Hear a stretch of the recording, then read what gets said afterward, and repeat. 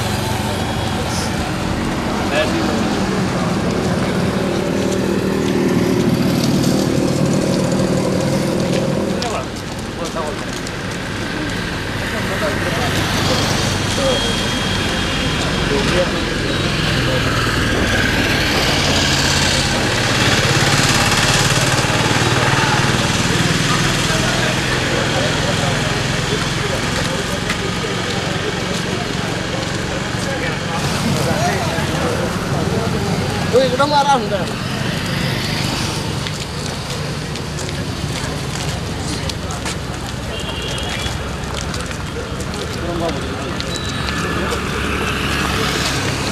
मागाने group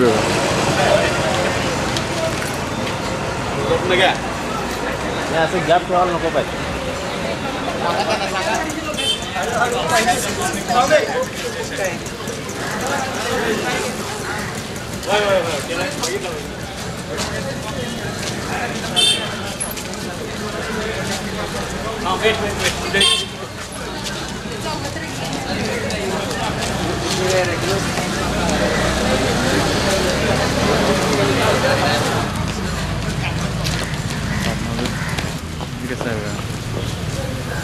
काय यांच्या अंगात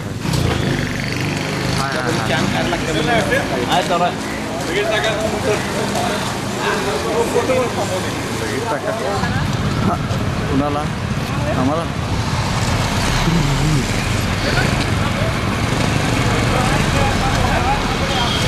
पाटील वर या पाटील चला चला वर या वर या वर या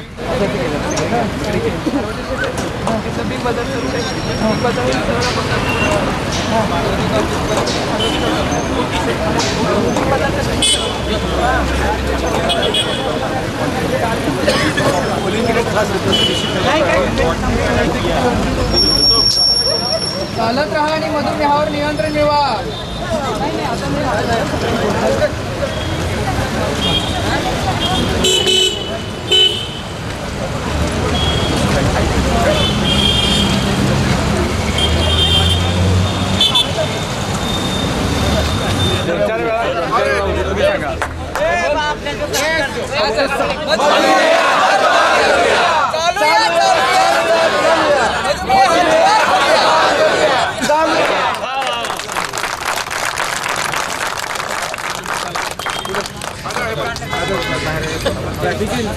चालते रे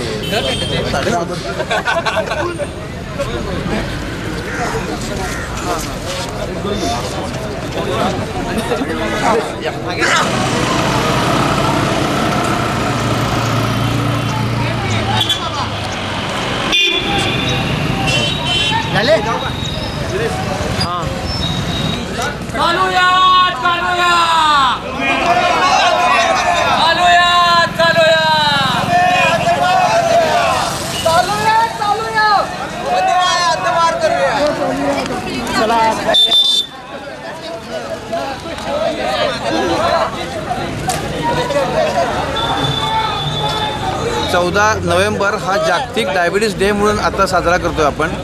याचं कारण असं आहे की गेल्या कित्येक वर्षामध्ये जगामध्ये आणि इस्पेशली भारतामध्ये डायबिटीसचं प्रमाण वाढत चाललं आहे.